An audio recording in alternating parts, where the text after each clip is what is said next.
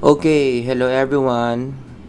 Ang lecture natin ngayon tungkol sa Psych This Song tayo. It's been a while bago ko to nagawa ulit. If I'm not mistaken, number 9 na tayo. Psych This Song number 9, i-analyze natin I Love the Way You Lie. Ito yung collaboration between Eminem at ni Rihanna. By the way, for those of you not familiar with Psych This Song, nag-a-analyze tayo ng mga kanta. And then in so doing, nag-i-introduce tayo ng mga psychological concepts. I think this is one good way to educate people on the reality of different psychological concepts para mas ma-appreciate ng mga tao na talagang yung mga konsepto sa psychology is at work in our everyday psychological life. Okay? So yun yung purpose bakit merong Psych This Song. So as mentioned, ang i-analyze natin ngayon, I Love the Way You Lie. Ito yung picture ni Eminem at saka ni Rihanna for those of you not familiar with them. Although I doubt kasi sobrang sikat ng dalawang yan. So some information about the song. Collaboration to ni Eminem at saka ni Rihanna na ang tema ng kanta, if you read the lyrics, is on abusive relationships. And it's so interesting, sabi ng research ko, no? Itong kanta na to ginawa kasi si Eminem daw at saka si Rihanna merong personal experiences of abusive relationships. So si Eminem galing sa relationship with Kim, yung long-time partner niya. Si Rihanna naman coming from her relationship with Chris Brown, na napabalita na talaga namang abusive yung relationship niya with Chris Brown. Okay? Kaya when you watch the music video of the song I Love the Way You Lie, ito yung makikita nyo, may couple na talagang in an abusive relationship. Talagang nagkakapisikalan sila in the music video. But it's so ironic that also in the same music video, paminsan-minsan ganyan sila nag-aaway, pero may mga times naman sweet sila sa video. You see the contrast here. Ito yung hate, ito yung love. May psychological explanation dyan. Later on, i-discuss natin. Okay? And then, another trivia, yung chorus ng kanta, hanapin nyo na lang, baka kantahin ko to, no, makopyright tayo. Pero yung chorus ng kanta, hindi pala si Eminem yung gumawa. It's written by a person by the name of Skylar Grey, who, if I'm not mistaken, artist din. Siya yung nagsulat ng chorus, tapos nung narinig ni Eminem yung chorus na gustuhan niya, ginawa niya ngayon ng rap. Yun yung nature kasi nung kanta, no? Merong rap, and then yung chorus is in the form of a song. Okay? So, si Skylar Grey pala yung nagsulat nung chorus. And then, ito raw pala yung biggest single ever ni Eminem. 12 million copies ang nabenta. And in terms of YouTube, 2.8 billion views ito. Yung music video niya na I Love the Way You Lie. This is one of the highest of all time in YouTube history. Kaya for sure, itong kantang to, sikat na sikat. Okay? So, yun yung mga opening information natin about this song. Now, let's move on to the song. I-analyze natin. If there is one psychological concept na talagang litaw na litaw dun sa kanta, I would say it is reaction formation. For those of you not familiar, ano ba yung reaction formation? It is a defense mechanism, very popular in the field of psychoanalytic psychology. In fact, this is the way APA defines reaction formation. I-zoom in natin. It's a form of defense mechanism. Gagawa na lang natin ng lecture video, no? Yung defense mechanism. So, psych majors here would understand that reaction formation is a defense mechanism in which unacceptable or threatening unconscious impulses are denied and are replaced in consciousness with their opposite. The keyword here is opposite, or sa Tagalog, kabaliktaran. So, ang reaction formation is a defense mechanism. Ginagawa natin to unconsciously pag may problema tayo na kung saan nilalabas natin yung kabaliktaran ng totoo nating nararamdaman. So, to summarize, to paraphrase that definition, feeling the opposite of what you really feel. Dito nga nanggaling yung psychological experience na the more you hate, the more you love. Got that? So, pinapakita mo sa society na hate mo yung tao, but deep inside, in the unconscious level, love mo pala. Yun. Yun yung ginagawa ng unconscious, no? In reaction formation, ginagawa niyang opposite yung unconscious feelings that you have. Para mas malinaw, lagyan natin ng diagram. So, for example, meron kang taong love.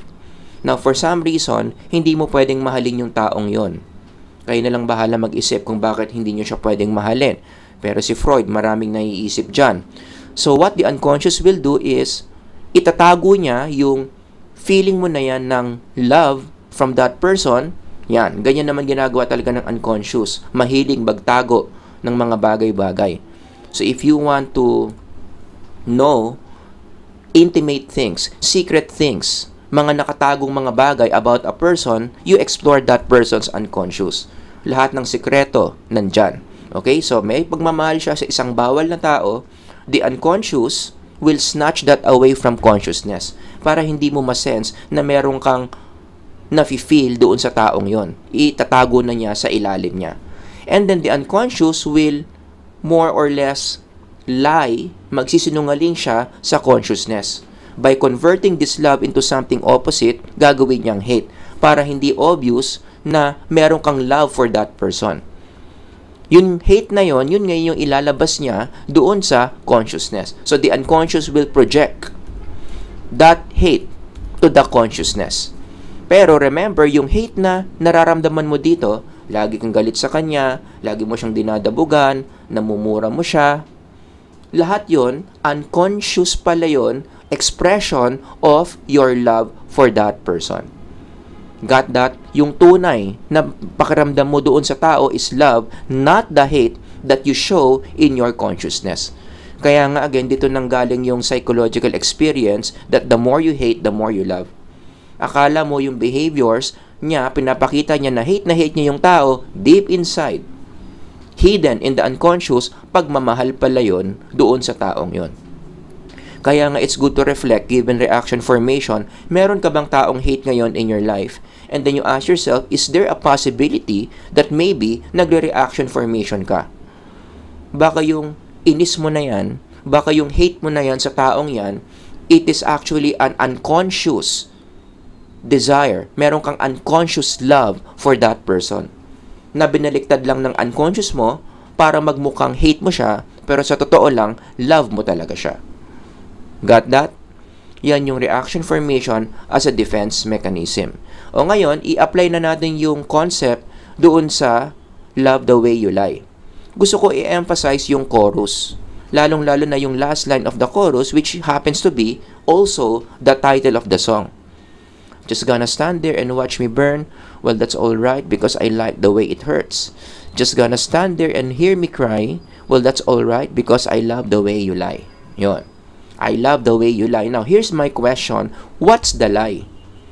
Kasi kung babasahin mo yung lyrics ng kanta, hindi naman nire-reveal kung ano yung lie na love nung babae na kumakanta dito. By the way, no, in the song, ang style dito parang duet. Yung rap, yun yung sinasabi ng lalaki sa babae. Yung chorus, ito yung sinasabi ng babae dun sa lalaki. Para silang nag-uusap. Merong interaction in this song between the guy and the girl. So, itong chorus na to, perspective ng girl, ang tanong natin, ano yung lie na love niya doon sa lalaki? Alam niya yung lalaki naglalay sa kanya and she loves the way the guy lies. Ang tanong, bakit? What is there with the lie na yung babae mahal niya, love niya na naglalay yung lalaki sa kanya? Yun yung i-analyze natin. So, the key lines in the song are the following. Ito, dun sa first line. I can't tell you what it really is. I can only tell you what it feels like. I want to highlight on the yellow words. Meron daw siyang nararamdaman, pero hindi niya alam exactly kung ano yung nararamdaman niya. Hindi nga niya alam kung saan nanggagaling yung nararamdaman niya. Hindi niya ma-verbalize 100%, pero alam niya may something sa kanya. This sounds so familiar. Ito yung konsepto ng unconscious ni Sigmund Freud. Kaya itong statement na to, it's a statement of the unconscious. Kapag may isang taong kakilala ka na ito yung sinasabi niya, may nararamdaman siya pero hindi niya alam bakit. Hindi niya alam kung saan nanggagaling, anong sagot ni Sigmund Freud dyan. Kaya hindi mo ma-figure out saan galing yan because it is in your unconscious. Sabi ni Freud, we are blind from the contents of our unconscious. Hindi natin pwedeng i-explore yung unconscious natin ng mag-isa. It is locked from our consciousness. So that explains why in our everyday psychological experience, minsan, meron tayong mga nararamdaman na hindi natin alam kung bakit natin nararamdaman. Who can relate? Natatakot ka, hindi mo alam ba't ka natatakot. Minsan na-anxious ka, wala namang reason para ma-anxious ka, pero na-anxious ka. Hindi mo ma-figure out saan nanggagaling because according to Freud, the reason behind those emotions you feel nakatago sa unconscious mo. And that's exactly what this guy is experiencing here. Merong something active under his unconscious. Next line. You ever love somebody so much you can barely breathe? Got that warm fuzzy feeling, chills used to get them, now you're getting sick of looking at them. Now I want to emphasize here the contrast. Kaya magkaiba ng kulay, no, yung yellow words sa red words. Sabi niya, yung girl dito, mahal na mahal niya. Love somebody so much. Meron siyang mahal dito. Pero ironically, yung pagmamahal niya na yan, ang expression niya, baliktad. Sabi niya mahal niya, pero tuwing nakikita niya yung babae, ano raw nafe-feel niya? Getting sick of looking at that person. And that is incompatible. Kasi ang love is such a positive psychological experience. Ang expression talaga nito, dapat you care for the person, you move towards the person. Approach behaviors, ang love. Pero, yung love daw niya, pinapakita daw niya the opposite. Tuwing nakikita raw niya yung taong kiniklaim niya na love niya, he gets sick. And then he continues, no? And if you watch the video, ito raw yung expression niya ng love niya doon sa tao. Spewing venom in your words, and when you spit them, you push and pull each other's hair, scratch, claw, hit them, and throw them down, pin them. In other words, nagkakasakitan sila. Yung lalaki dito, na kiniklaim niya na mahal niya yung girlfriend niya, o yung wife niya, whatever, baliktad yung expression niya. Love daw niya, pero ginaganyan niya. So again, if you watch the music video, ganyan yung itsura nila, they are in a physically abusive relationship, specifically the guy. At ang claim ng guy, yan daw yung expression niya ng love niya for the girl. And then, syempre, may times no, na yung girl dito mapupuno na. Talagang ayaw na niya doon sa relationship kasi sinasaktan siya. Ano naman sasabihin ng guy kapag na-sense niya na aalis na, iiwan na siya ng girl? Ito naman yung sasabihin niya. Hindi raw niya sinasadya yung ginagawa niya. Papabalikin niya yung girl. I-reaffirm na naman niya yung love niya doon sa girl. Pababalikin niya. Aamin siya na mali niya. Diba?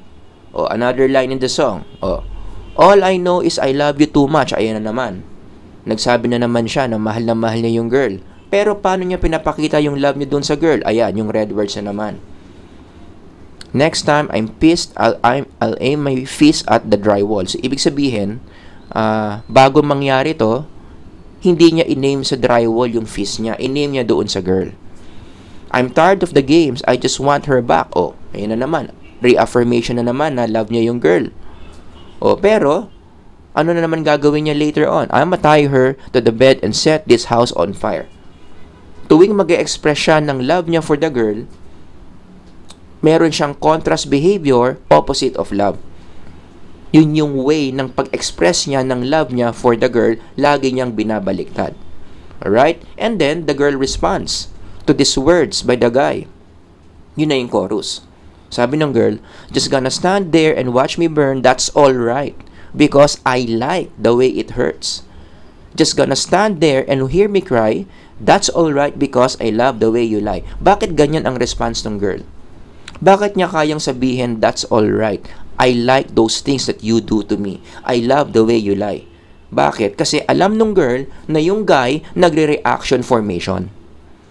Siguro, psych major yung girl. Alam niya yung reaction formation, I don't know, no? But it seems like she's aware that every time this guy hurts her, this is the way the guy expresses his love for her. Kaya niyang sabihin na, that's alright. I like the way it hurts. I love the way you lie. Kasi alam ko yung mga actions mo na yan, you are just lying. These actions are lie because the truth is, you really love me. Got that? So I hope, no, itong mga words na dinidiscuss ko ngayon, saktong-sakto, nako-connect nyo sa definition ng reaction formation. Wherein, again, it's a defense mechanism where we convert what we really feel into something opposite. Okay? So, yan. Kitang-kita yan doon sa I love the way you lie na diniscuss natin. Alright? Now, eto yon, yan. Kaya bagay na bagay talaga itong bagay na bagay itong diagram na to in connection to the lyrics of the song. Ito yung truth. Mahal na mahal niya yung girl.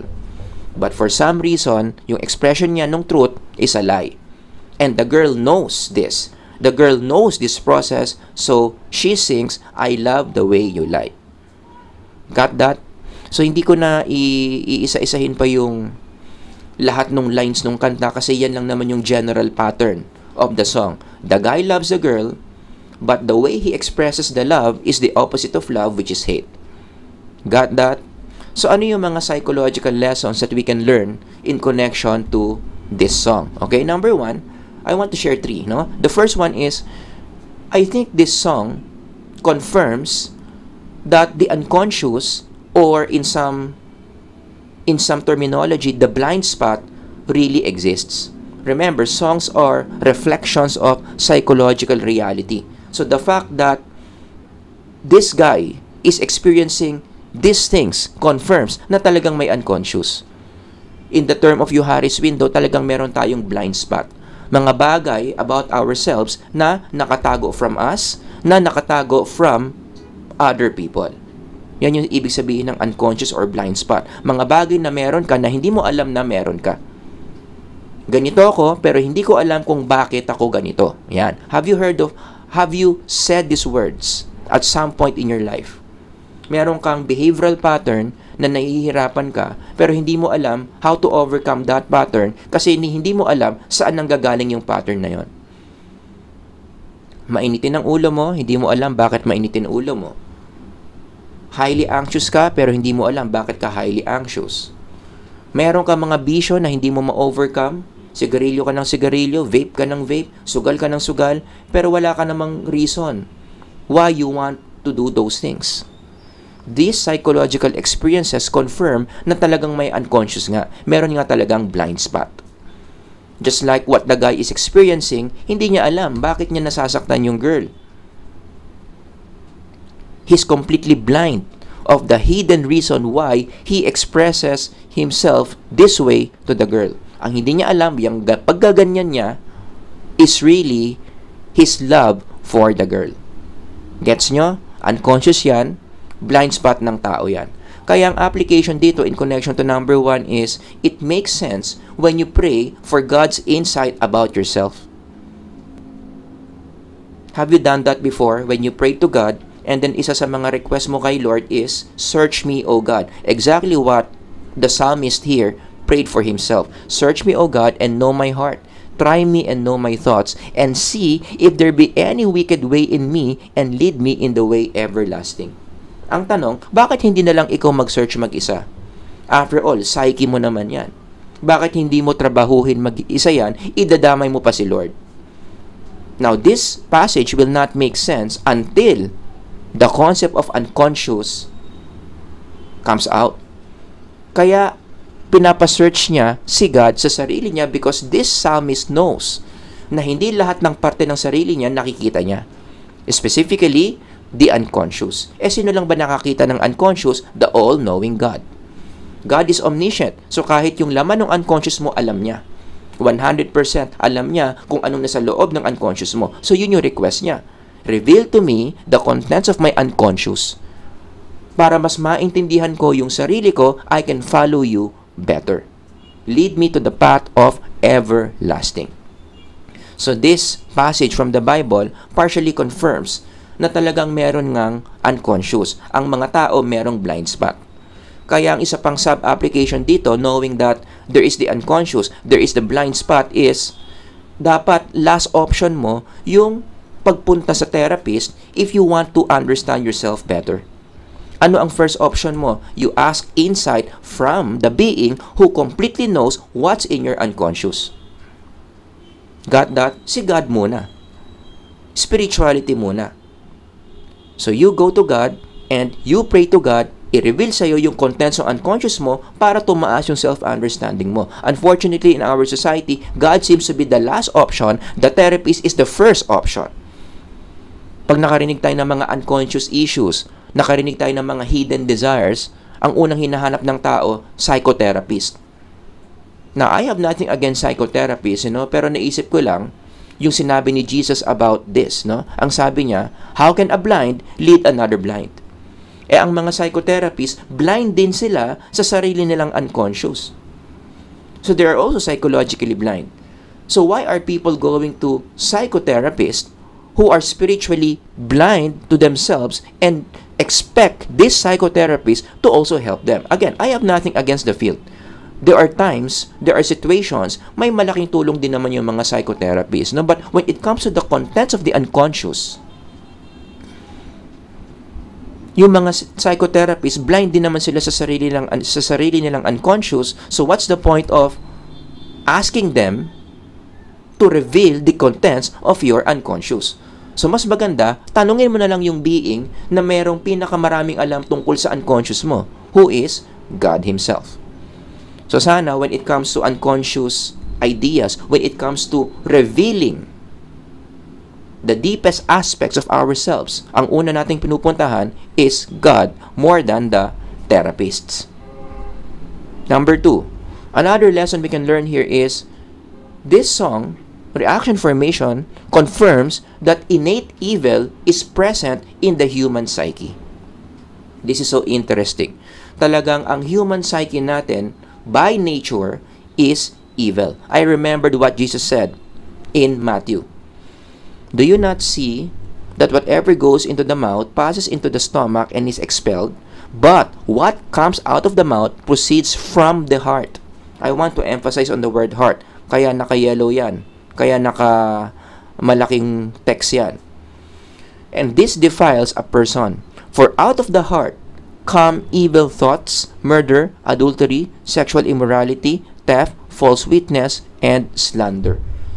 So in the psychological language, heart is equivalent to the inner being that we have. In fact, pwede mo ngang i-equate yung heart sa unconscious. That's the innermost being that we have as human beings. So going back to this song, ito yung tanong ko eh. 'Di ba sabi ko, yung violence ng guy dito is a hidden expression of his love, right? Love niya talaga yung girl, pero yung expression niya, violence. Ang tanong, why is there a need to convert such a good thing as love into something violent? Ang ganda sana nung love eh. 'Di ba? Very positive yung love. Pero bakit kinakailangan i-convert pa yung love into something negative, into something evil? The answer, it's because by nature, our psyche is evil. Our heart is evil. Kaya, ang implication niyan, lahat ng bagay na magaganda sa atin as human beings, this evil nature that we have will convert that, will corrupt that into something bad. Such as what we see happening here. Maganda yung nararamdaman niya, love, but because meron siyang evil heart, meron siyang corrupt nature, yung love, gagawin niyang hate. Yun ngayon yung ipoproject ng unconscious doon sa consciousness. Yung hate, yung evil. Kaya naalala ko yung sinabi ni Jeremiah in connection to the concept of heart or evil. He said, the heart is what? Deceitful above all things. Manloloko yung nature natin. Manloloko yung heart natin. Something so good, lolokohin ka na magiging something so bad yon. Got that? Kaya very accurate yung psychology dito ni Prophet Jeremiah. Kung anong na-realize niya about the human heart. It constantly fools us to believe things that are not true. Pinapaniwala kang hate mo yung tao, kahit sa totoo lang, love mo pala talaga yung tao. And from Jeremiah, I also remembered what Jesus said about the heart. For out of the heart, that evil heart, that deceitful heart, that Jeremiah talks about, anong sabi ni Kristo? Come, evil thoughts, murder, adultery, sexual immorality, theft, false witness, and slander. Ganyan ka-evil ang nature ng tao. Good things become bad. Good things are corrupted to be bad. Kaya ang implication nito is, it's a big no-no, malaking danger kapag sinunod natin yung teaching ng popular culture natin to follow our heart. It's a very popular teaching that many people, especially young people, agree. Diba? Mag-amen. Magta-thumbs up doon sa idea that follow your heart. Sundin mo ang puso mo. Sundin mo yung mga bagay na sinasabi sa'yo ng sarili mo. That's a very dangerous idea given the evil nature of our hearts. If you follow your heart, anong ibig sabihin yan? You're gonna reinforce evil behaviors. Follow your heart pala, so wala kang problema in doing these things. Pero alam naman natin na merong mali sa mga bagay na yan. This destroys family. This destroys society. This destroys the psyche. But that's exactly what happens when you follow your heart, which is what's happening in our culture today. That's why marami tayong mga cultures that we see in our everyday life. Mga pangit na mga events, mga taong nasisira. What's the reason? Because they have believed this lie that we deserve to follow our hearts. Sana matutunan nyo yan. The moment that you follow your heart, your evil heart, your deceitful heart, you become prone to these behaviors that destroys you and your relationships. Got that? So, totoong evil talaga yung human nature. Hindi natin dapat sinusunod yung mga desires, yung mga impulses ng human nature natin. And last one, number 3, anong solution? New heart is the treatment for the evil heart. So, ang tao may evil nature, pero may solution naman dyan. In the psychological language, ang solution dyan, spirituality. This is the degree to which you are close, you are intimate with the God who made you. And studies after studies have shown, no, in the following handbooks, ang dami mga studies dito na ang tao mas close kay God, mas mataas ang level of spirituality, these people become less prone to these things, to the evil behaviors. Bakit? Kasi kapag ang tao nagiging close kay God, when a person becomes intimate with God, nagkakaroon siya ng new heart. Remember the heart here, which is evil? Guess what? When you become closer to God, isa sa mga benefits that you get is God will give you a new heart.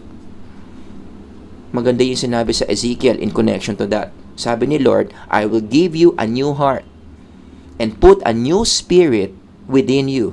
I will remove your heart of stone, yun yung evil heart, yun yung deceitful heart, and give you a heart of flesh. Yung heart of flesh na yan, kabaliktaran ng evil heart.